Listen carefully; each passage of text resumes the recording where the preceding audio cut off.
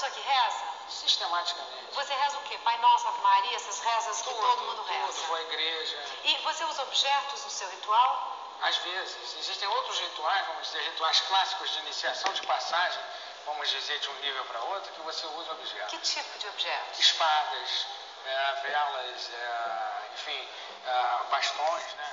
Os 4 objetos clássicos é a espada, a vela, o bastão e a taça, né? Mas fora disso, você usa o que... Você pode criar objetos, quer dizer, na tua casa? Você pode, você não inventar, deve. usar um copo d'água, não? Você pode criar rituais, tá? Mas, de alguma maneira, esses rituais têm que estar conectados com sistemas que já vêm aí desde 3.000 anos atrás, 5.000 anos atrás. E você tem algum fetiche? Fetiche? De objetos? Se eu tenho algum fetiche, por exemplo, estou segurando um terço agora. Por quê? É uma coisa que me tranquiliza, mas não é um fetiche, entende? Não sei, acho que não. Que eu me lembre de ter algum fetiche de objeto assim, não. Isso aí você define como? Como uma superstição sua? De jeito nenhum, é uma coisa que me traz paz. Eu estou aqui com o terço. O que é o terço? O terço é justamente essa coisa sistemática de repetir uma oração. O terço é o contato com a mãe, entende? Com a grande mãe. Entende? Você sentir essa presença próxima aqui, sabe? Tá tocando em coisas que teu dedo durante tanto tempo rezou, sabe? É uma coisa que te tranquiliza. Quais são, Paulo, as suas obrigações como mago? Tem um vídeo que vai ser muito útil para vocês assistirem depois desse, que é esse aqui, ó. Esse está na versão reduzida, tá? Porque Deus utilizou o cajado de Moisés no Egito. A explicação do Rodrigo Silva, com todo o teor histórico e tal. E aqui está o vídeo na íntegra. A resolução é péssima, porque vocês sabem que esse celular tem a resolução ruim, mas meus vídeos são feitos de áudio, certo? Então fica essa dica para depois desse vídeo.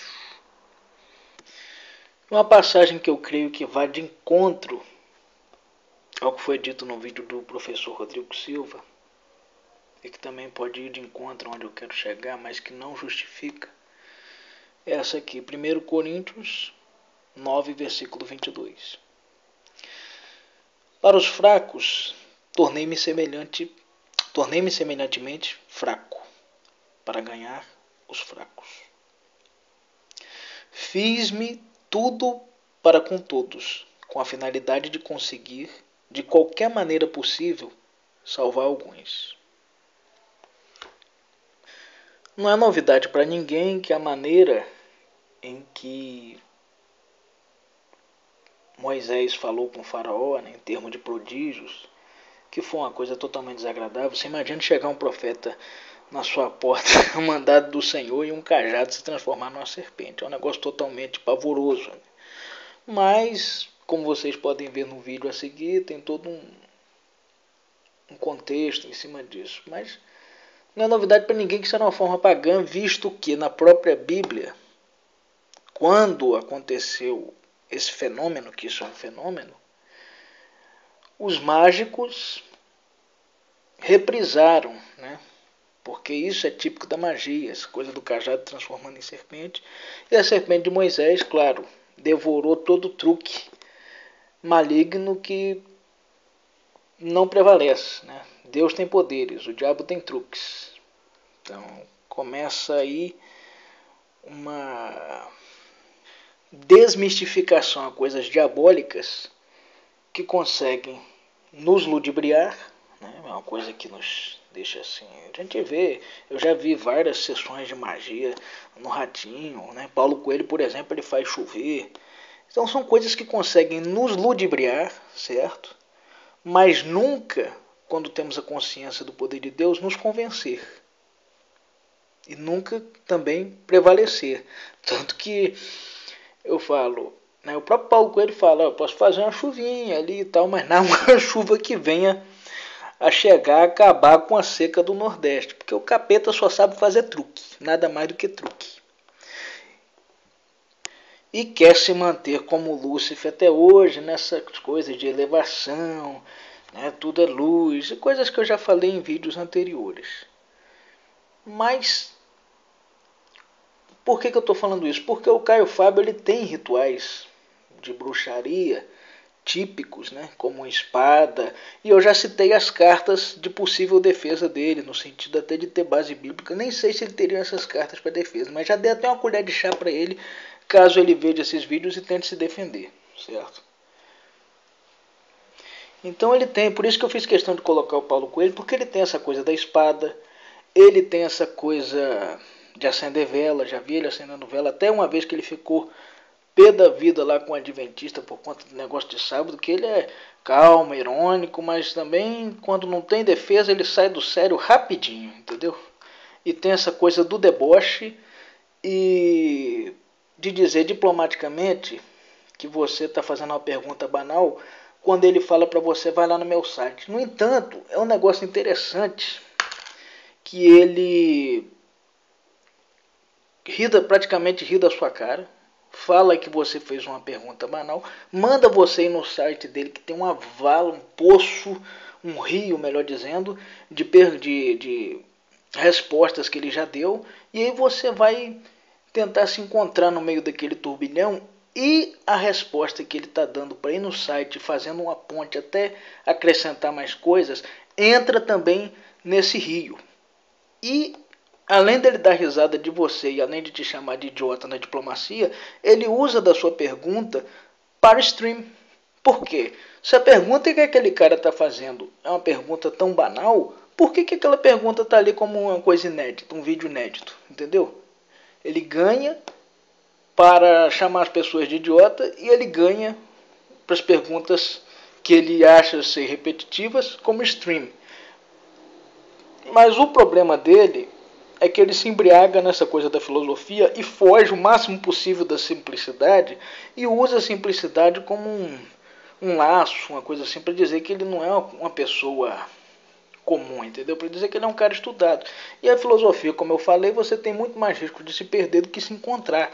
E a intelectualidade em congestão. Então isso já traz um cansaço para ele quando ele não tem uma carta na manga, objetivo e poderia ter. Isso é uma coisa que eu gostaria de ser imitador de Jesus, que eu tenho uma inveja santa de Jesus, é a objetividade. Porque quando vai lá, quem tiver sem pecado lança a primeira pedra. Jesus podia dar um discurso ali, né? Jesus podia falar, não, com uma frase só ele, pum, dê a César o que é de César, pum, dê a Deus o que é de Deus. E essa objetividade do evangelho que o Caio Fábio tanto defende, ele não tem por conta de uma vergonha a simplicidade, porque para ele a simplicidade faz dele uma pessoa menor, certo? Isso é fato. E no entanto, por que eu continuo, por que eu não acompanho o Caio Fábio, mas gosto de assistir às vezes? Porque eu vejo uma pessoa com todos os rituais que ele tem e não vai desfazer por conta de ser uma coisa que é um pacto dele praticamente, eu acredito, né? Uma devoção, quer seja na trilha. Você pode pegar naquele vídeo lá do Kleber Lucas, tá? Um vídeo onde o Kleber Lucas foi na casa dele, se não excluir esse vídeo daí, colocou aquela mesma música sem necessidade nenhuma, uma coisa totalmente desagradável. E foi uma música que eu ouvi, tá? Eu não posso dizer o nome do templo, mas Deus é testemunha e quem achar que eu estou mentindo tem autorização para me amaldiçoar, porque eu não estou mentindo. A música que o Caio Fábio usa de trilha, naquela coisa de cachoeira, que é de barulho de vento, de aquele acorde, que é uma coisa meio que invocativa às trevas, sempre tem aquilo ali, e dentro daquela música ali tem uma fala mansa dele meio que confusa, e dentro de uma confusão, de uma ironia toda. Isso foi uma música que eu ouvi num desses templos famosos, que eu não posso dizer, porque eu não tenho provas, né? Enquanto uma pessoa, um desses pastores, um desses líderes, estava atrás do púlpito, certo?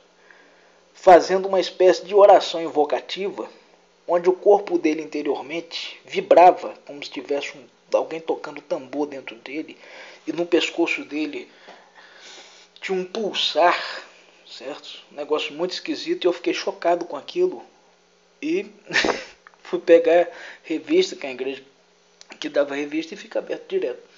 Eu não vou dizer qual é, mas acho que já sacaram qual é. Eu fui pegar e depois desse dia, acho que nunca mais eu voltei lá para pegar a revista. Essa música estava sendo tocada ali num desses dias de descarrego, de etc, de, né, dessas coisas aí de sensacionalismo, como uma espécie de invocação ao demônio lá dentro. O demônio já ia ficar alojado naquele líder para se manifestar em alguém e acontecer todo aquele teatro, né? Toda aquela coisa da magia assombrosa e obscura. Eu corto qualquer coisa que tiver associada a pontes e degraus ou degraus onde Cristo não é intercessor. Entendeu? Não existe burocracia para você ser seguidor de Cristo e para você falar com Cristo. Então essa coisa de usar musiquinha, de usar trilha sonora maligna, quer seja lá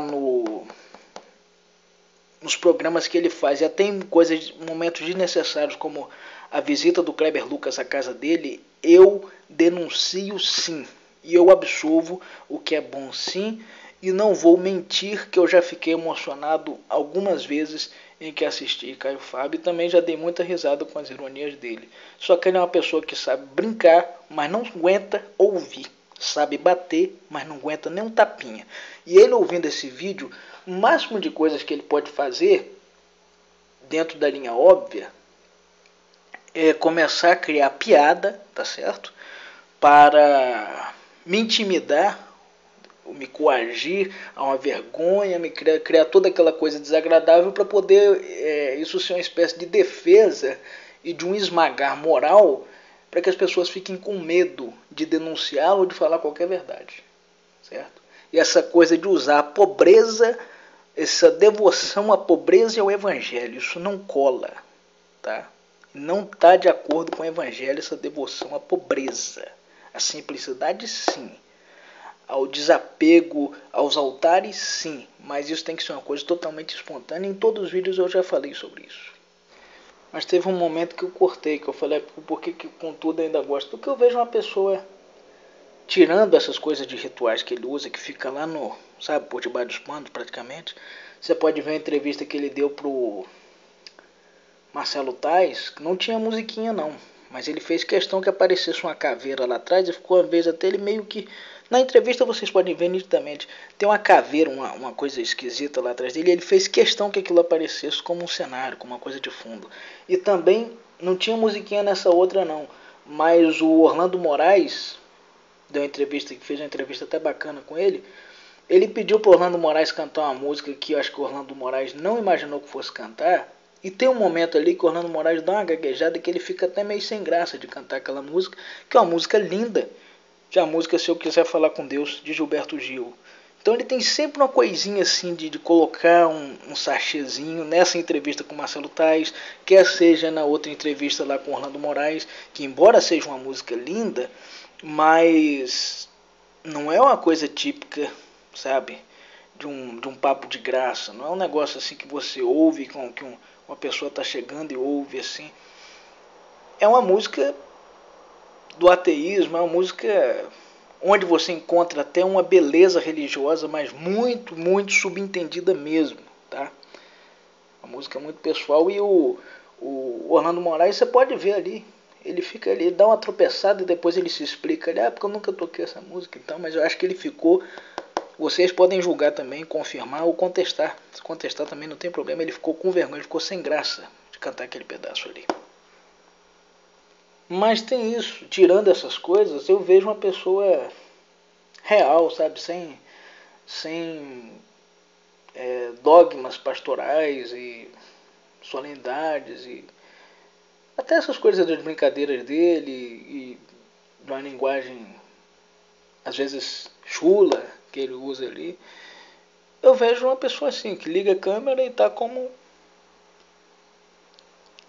uma pessoa conversando, batendo papo. Não tem aquela coisa, o pastor chegou, desliga essa música aí, baixa esse samba aí que o pastor chegou. Não tem esse negócio com ele, entendeu?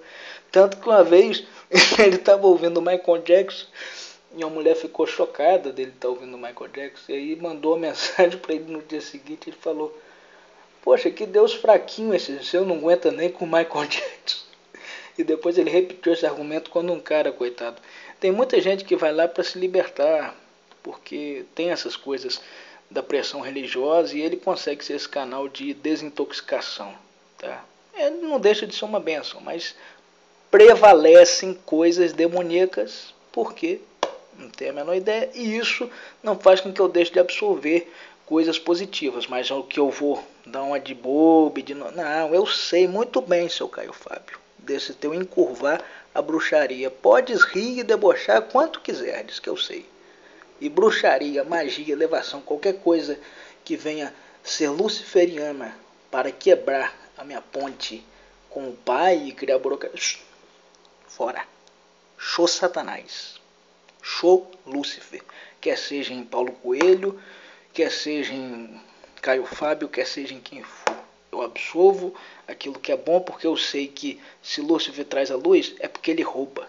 Ele não tem nada dele. Então, se a luz dá para ser absorvida, eu sei que eu estou absorvendo o que é de Deus.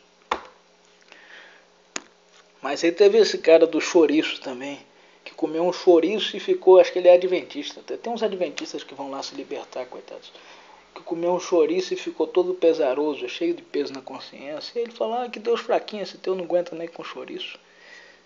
É isso. Contudo, eu mesmo sem acompanhar, gosto de ver.